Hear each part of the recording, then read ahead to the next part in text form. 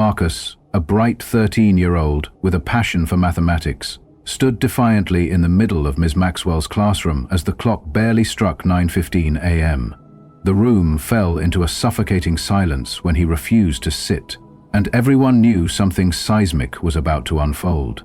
Ms. Maxwell, the stern and arrogant instructor known for her discriminatory treatment of minority students, she had already humiliated him in front of his peers countless times, and today, fueled by cruelty and a sense of entitlement, she decided to push him to the edge.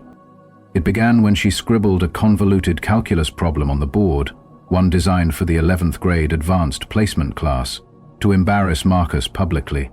Her voice dripped with scorn as she declared, "This is a problem for students who are truly prepared, not for someone like you."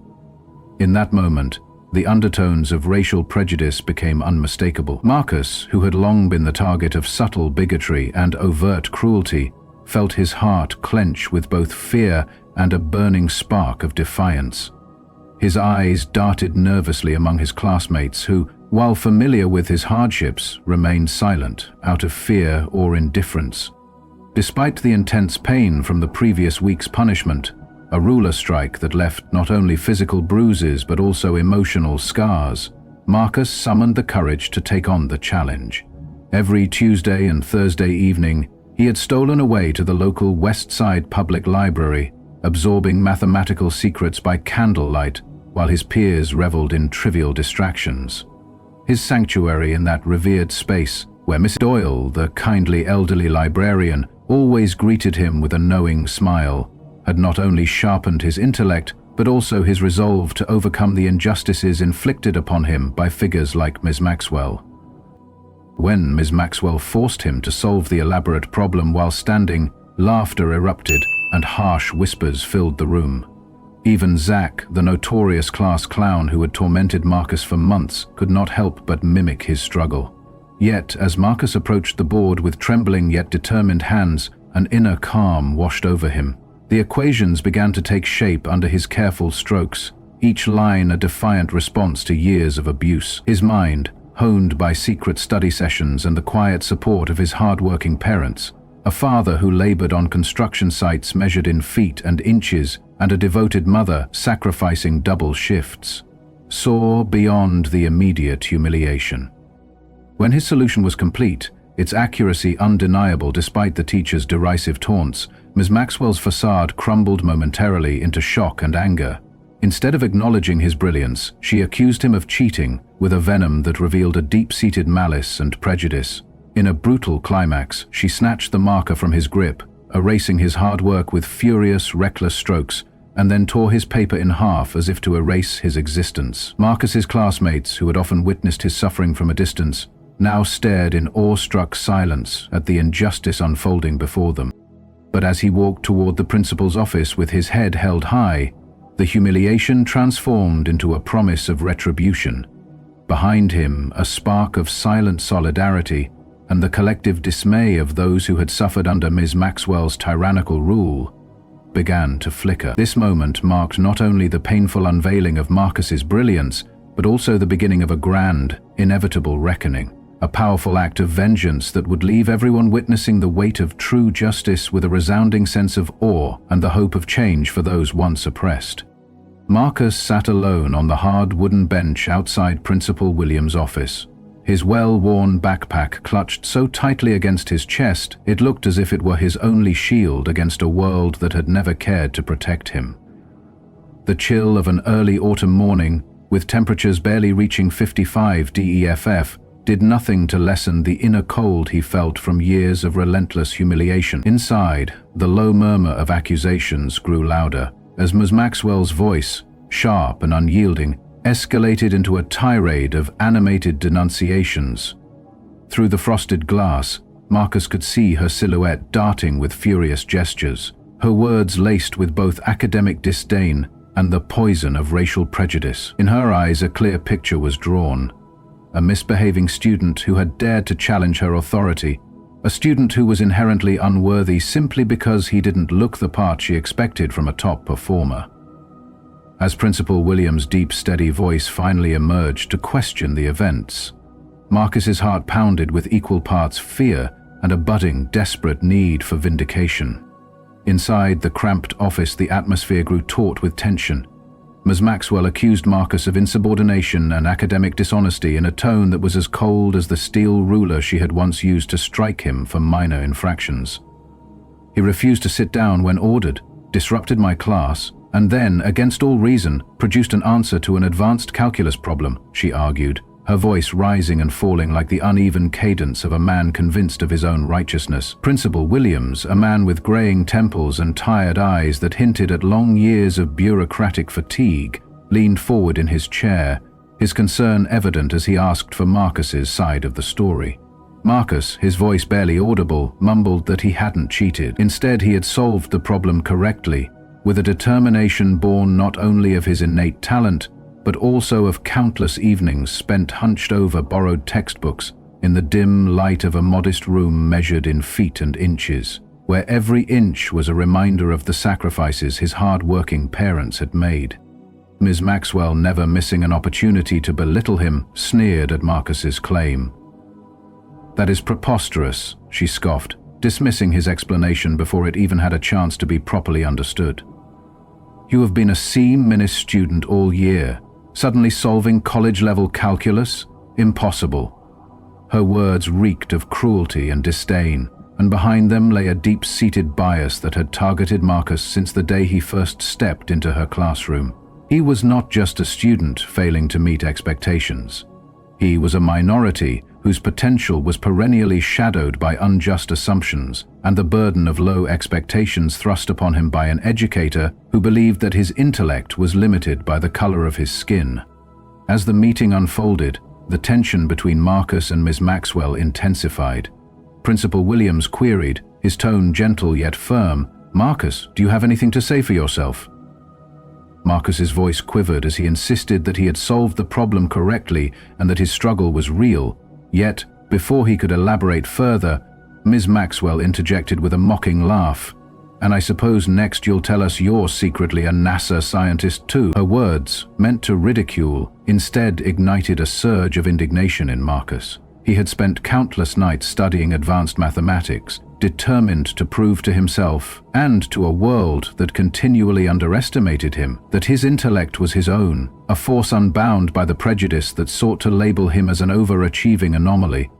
Then came the moment that punctured the strained silence, when Principal Williams asked why Marcus had refused to sit in class.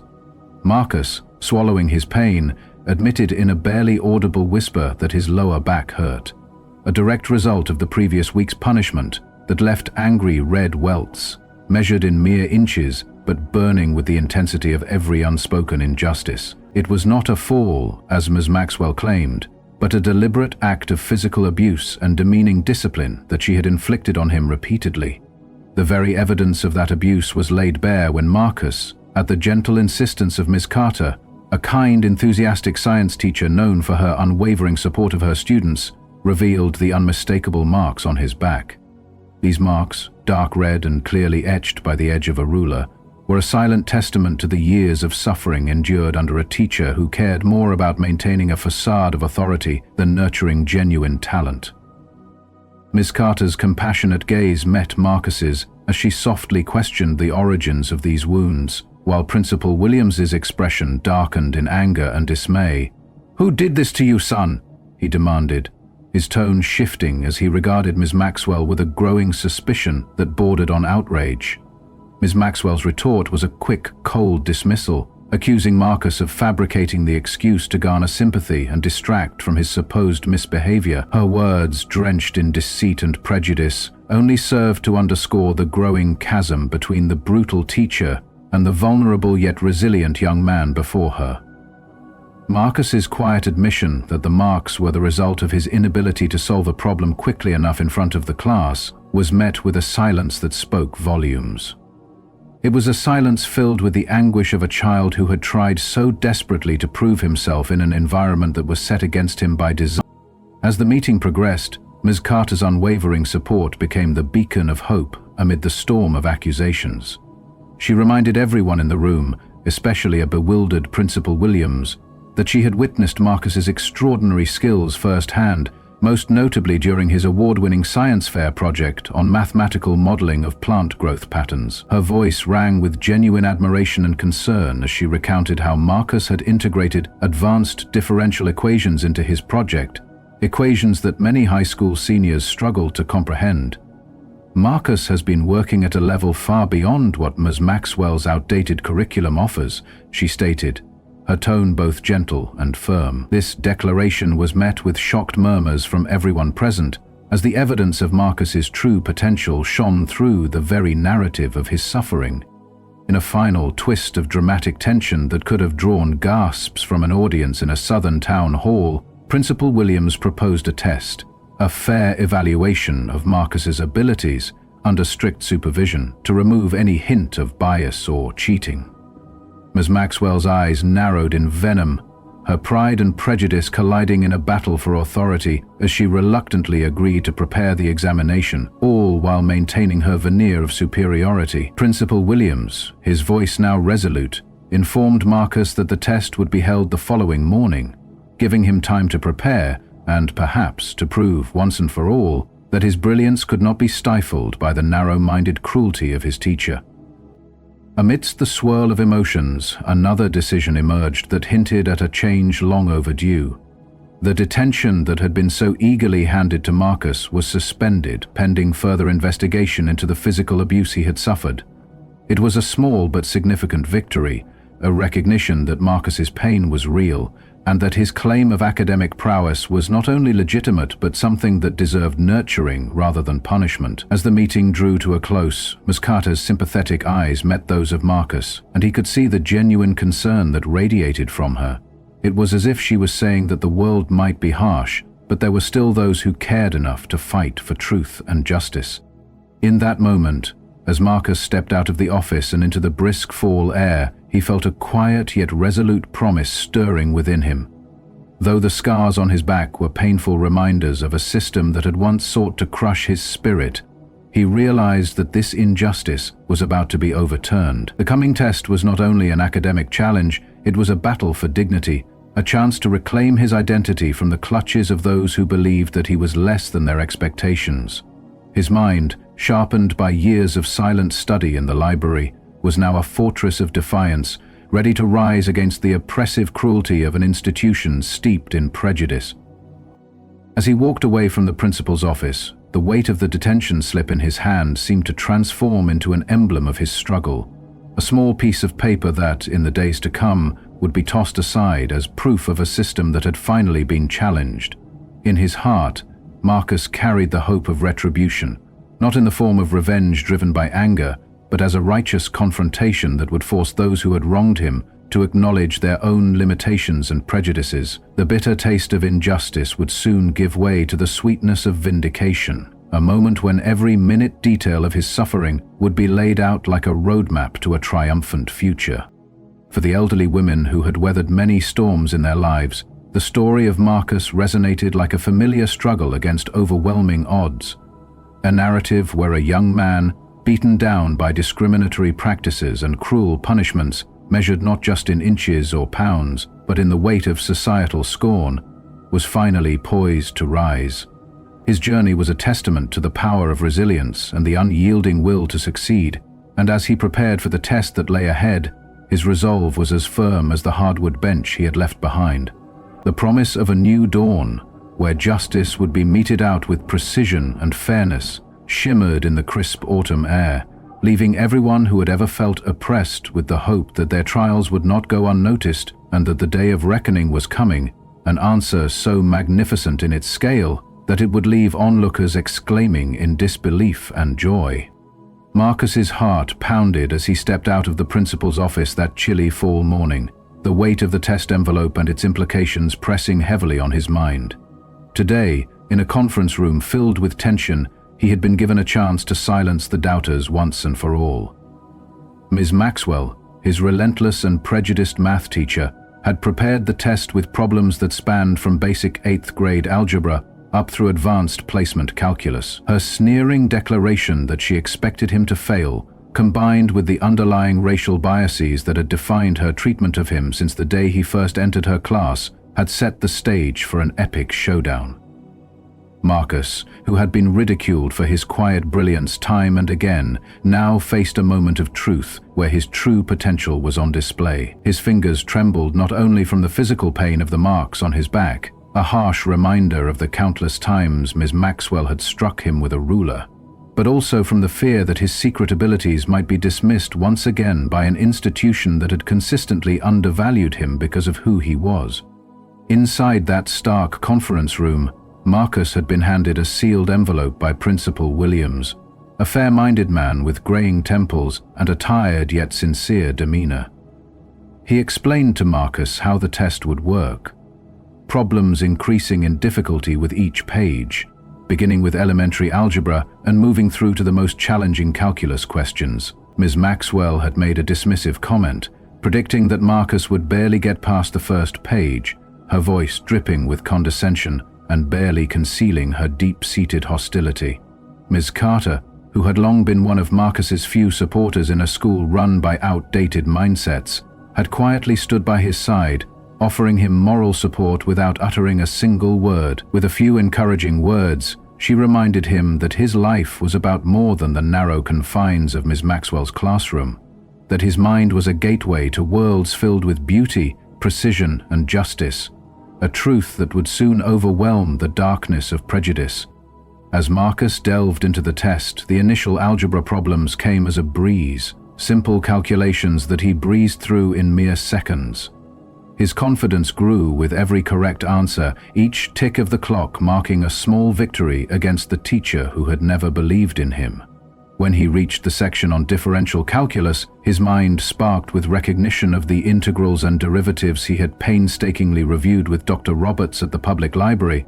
Dr. Roberts, the kindly professor with salt and pepper hair and a calm, assuring tone, had mentored Marcus after recognizing his extraordinary gift during a community tutoring session. His support, much like that of Ms. Carter, affirmed that Marcus's brilliance went far beyond the limitations imposed by a system steeped in discrimination. Outside the conference room, the tension among the adults was palpable. Miss Maxwell paced back and forth, her anger simmering as each minute that passed chipped away at her arrogant confidence. She could not fathom that Marcus, a student she had always dismissed as nothing more than a disruptive troublemaker from a disadvantaged background, could solve problems that even high school seniors struggled with. Her voice, filled with incredulity and disdain, echoed down the hallway as she muttered that his success threatened her authority and her years of unquestioned dominance.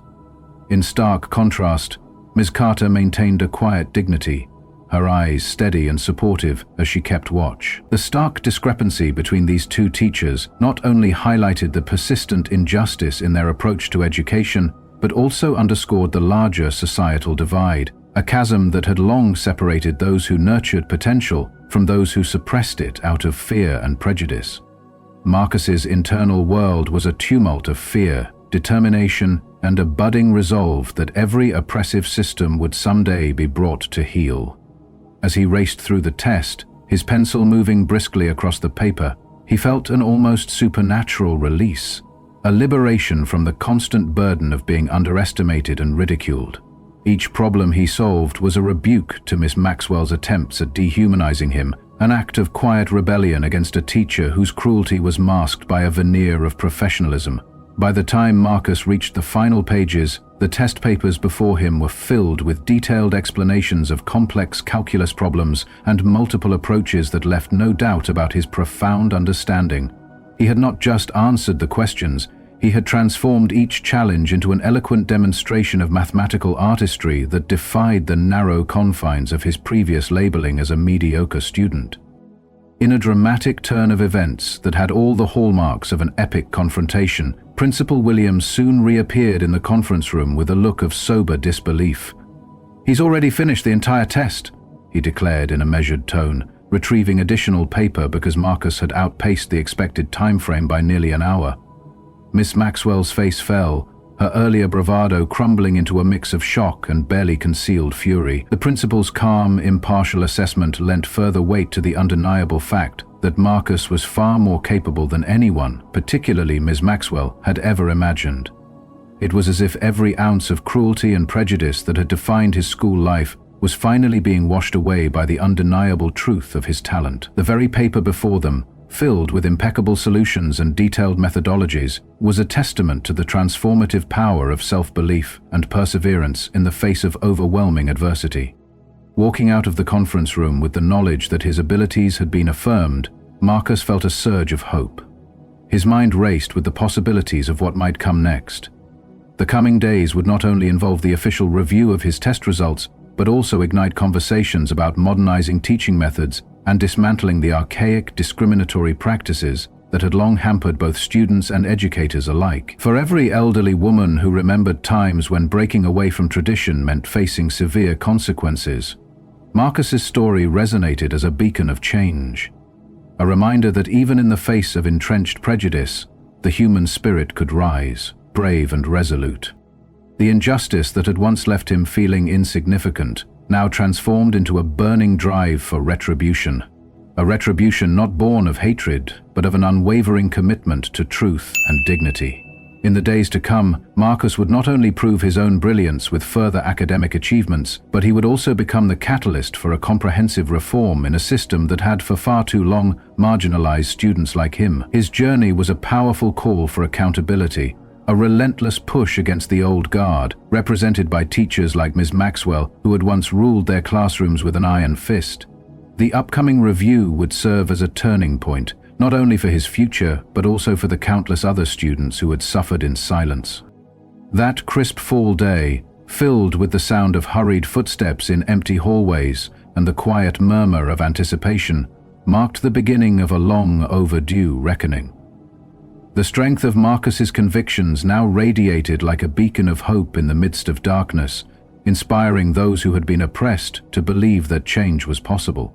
For every listener who had endured hardship, whose spirit had been battered by the weight of discrimination and cruelty, Marcus's triumph was a promise that the scales of justice, though long unbalanced, would one day tip decisively in favor of those who dared to shine. Marcus walked through the school halls with a new sense of pride that morning. For once he was being celebrated for solving problems rather than labeled as a troublemaker. Whispers followed him like a gentle breeze through his morning classes, and even the ordinarily quiet students could not help but acknowledge his remarkable achievements. When he arrived at Principal Williams' office at exactly 12:30, the tension in that room was almost tangible. Mrs. Maxwell sat stiffly in her chair with a copy of Marcus's test clutched in her hands, her face set in a mask of repressed anger, while Ms. Carter offered him a warm, encouraging nod. Principal Williams gestured for Marcus to sit and kindly mentioned that a soft cushion had been arranged for him in recognition of his tender back. Principal Williams began by congratulating Marcus on his impressive test results. He explained that not only had Marcus answered every question correctly, but he had provided multiple methods for solving some of the more advanced calculus problems. Ms. Carter leaned forward and shared that Marcus's work demonstrated deep, conceptual understanding and original thinking. His alternative approaches to the calculus problems were a clear sign of creativity that was rare even among many advanced students. In contrast, Mrs. Maxwell reluctantly conceded that while the basic sections were correct, she remained suspicious of his advanced solutions. In her narrow mind, such university-level approaches from a 13-year-old could not be possible and must have been coached. Her voice rose with incredulity as she insisted that no young student could possess such brilliance on their own. Suddenly, a knock on the door interrupted the heated conversation. The door opened to reveal Dr. James Roberts, a distinguished professor from State University, whose wire-rimmed glasses and neatly trimmed salt and pepper beard were a mark of authority. Marcus's face lit up with relief and recognition as he exclaimed, "Dr. Roberts!" The professor introduced himself and explained that he had been mentoring Marcus for the past 6 months. He made it clear that Marcus had been far from receiving remedial help. Instead, he had been given advanced material and guidance to nurture his innate talent. Dr. Roberts reviewed Marcus's test, his eyes lighting up with genuine admiration as he noted a particularly elegant solution to a challenging problem. He estimated that Marcus's mathematical understanding was at the level of a second-year undergraduate mathematics major. Principal Williams then apologized sincerely to Marcus, admitting that the school had failed to recognize his extraordinary gifts. Marcus, though still holding his head high, felt tears well up in his eyes. Ms. Carter asked what would happen next, and Principal Williams promised to devise an appropriate educational plan that would challenge Marcus at his true ability level. Meanwhile, Mrs. Maxwell's carefully constructed world began to crumble. Word of Marcus's brilliant test spread rapidly, and even students like Zach, who had once tormented him, now approached him with hesitant apologies and respectful curiosity. The shock of witnessing the teacher's fall from grace was profound. In the administrative wing, Marcus's parents looked on with a mix of sorrow and determination as they reviewed photographs of his injuries. They recalled the extra shifts they worked to live in a district with supposedly better schools, and felt a deep betrayal that their son had been punished repeatedly for his excellence. Principal Williams vowed immediate policy changes, including a prohibition against physical discipline and a complete investigation into Mrs. Maxwell's abusive practices. As Marcus left that fateful meeting, bolstered by the support of educators who truly cared, he realized that his triumph was not just a personal victory, but the spark of a long-awaited revolution in a system long steeped in discrimination and cruelty. Dr. Roberts entered the room quietly, interrupting the tense silence as he approached Mrs. Maxwell's office. "May I come in?" he asked gently. Mrs. Maxwell reluctantly stepped aside while Marcus listened from the hallway. Dr. Roberts settled into her armchair and began, "I have spent over 30 years teaching, and I have seen countless students struggle, but only a few possess extraordinary gifts. Marcus is one of those rare talents." His calm voice cut through her bitterness. Mrs. Maxwell snapped, "Everyone keeps saying Marcus is brilliant, but he makes a mockery of everything I value." Dr. Roberts replied steadily, "Mathematics is about truth, not fairness. Some minds naturally see patterns that others cannot. Your envy has blinded you to an opportunity to nurture his gift." Overwhelmed, Mrs. Maxwell's carefully maintained composure crumbled as she realized her years of rigid discipline were threatened by Marcus's intuitive genius. Meanwhile, the community had gathered, and news spread rapidly. Parents, teachers, and students now celebrated Marcus for his exceptional abilities. His courage not only exposed the cruelty of an outdated system, but also ignited hope for a future where every gifted child is seen and supported. Marcus's exceptional brilliance inspires enduring hope for tomorrow. Marcus walked toward his father's pickup with a renewed sense of purpose and hope, each step heavier with the weight of his past and lighter with the promise of his future. As he passed by groups of 8th graders who nodded in greeting, he remembered clearly the days when those same students either ignored or mocked him. The memory of standing alone in Mrs. Maxwell's classroom, his back aching in pain from unfair discipline while he solved a calculus problem meant to humiliate him, now seemed almost otherworldly. What once was a symbol of abuse had transformed into the spark that ignited a movement throughout Westside Middle School. One teacher's cruel and discriminatory tactics, fueled by prejudice and a desperate need to maintain her own status, had inadvertently awakened the community to the hidden brilliance in every child. In that turning point moment, the entire school had awakened to the tragic injustice of failing to recognize a child's potential. It was not just about one student's struggle. It was about an educational system that had long been marred by outdated practices, racial stereotyping, and punitive discipline. Principal Williams and supportive teachers like Ms. Carter, along with Dr. Roberts, who had mentored Marcus, had rallied to expose the harsh truth. They fought to restore dignity to a young mind that had been wronged time and again. The investigation into Mrs. Maxwell's abusive actions had led to her termination and a fundamental overhaul of school policies, all while the community demanded accountability and a safe space for every student to flourish. Now, as Marcus climbed into his father's truck, he listened to his own excited chatter about the challenging equations and fascinating proofs he had recently explored with Dr. Roberts. His heart filled with pride at knowing that his struggle had not been in vain. His pain had sparked change. Just last week, a new sign had been installed near the school entrance that read, "Every student deserves to be seen, heard, and valued for who they truly are." That simple but powerful message echoed through Marcus's mind, a constant reminder that his journey was bigger than him. It was a statement to his entire community. In a remarkable display of community transformation, parents and teachers had rearranged their work schedules to be more present at school events and academic activities. The local news had picked up Marcus's story, stirring conversations and igniting calls for justice and change. Board meetings were filled with impassioned speeches from parents, teachers, and even former classmates who now wished to offer apologies for past indifference. At the meeting, voices rose in unison, condemning a system that had once allowed such cruelty and demanding that no child's light be ever dimmed by prejudice or outdated attitudes again. As the afternoon sun dipped behind the horizon, casting gentle golden rays across the neighborhood, Marcus's mother squeezed his hand in the back seat. "I'm so proud of you, baby," she murmured, her words a testament not only to his academic brilliance, but to the courage he had shown in the face of injustice. His father echoed her sentiment, reminding him that real courage was found in persevering when the world had repeatedly tried to hold him down. In that moment, as the truck rumbled away from Westside Middle School, Marcus felt the warmth of hope and redemption wash over him, a promise that every child, no matter how misunderstood, could shine brilliantly if only given the chance.